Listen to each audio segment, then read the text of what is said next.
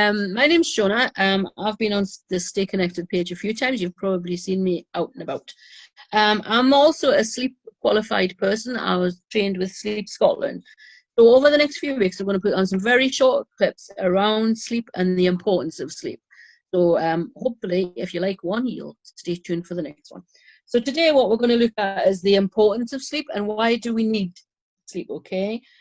So basically, we all need sleep, don't we? Every man, woman, child, grizzly bear, bird, fish, everybody in the world needs to sleep or rest at some point. And the thing is, we'll all know this, but when you don't sleep, you get very ratty. We can get very stressed out, very irritable. You can get very sort of tetchy with your friends, with your family. What might not bother you one day really turns into a big deal because you're so tired. You lose your concentration. So you might think, well, if you've not had a good sleep for a few nights, you might think, well, I need to go and get a pint of milk. And you go to the shop to get a pint of milk and you can't for the life of you remember what you went into the shop for. So it's all of that sort of thing. But it's also concentration on daily tasks.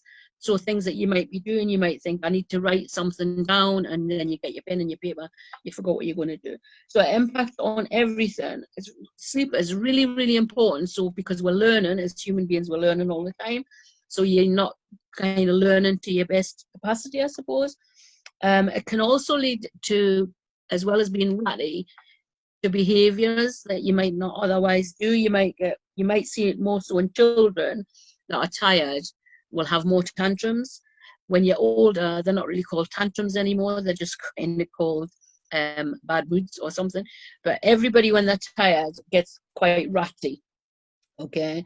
I don't know if you know this, but sleep in some countries is used as a form of torture. So if somebody wanted to torture you by not letting you sleep, that could be quite detrimental to your health.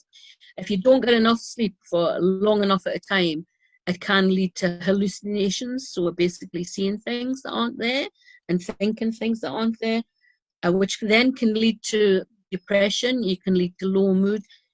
We all know if we will have a few nights where we're not sleeping, you tend to get more down on things. You become more fed up about stuff, and you become more lethargic and just can't be bothered. And it's more of a struggle to get things done. So it has a massive, massive effect on people, on everybody, if you're not sleeping. And I think at the moment as well, with all of this COVID and the lockdown, a lot of people are really, really struggling with sleep. So it might be waking up during the night or getting to sleep in the first place. Okay, so on the next session, next week on the little film, I'm going to keep you quite brief. We're going to look at common issues and causes of sleep. So what might impact on us not getting a good night's sleep. So until then, sleep tight and I'll see you later.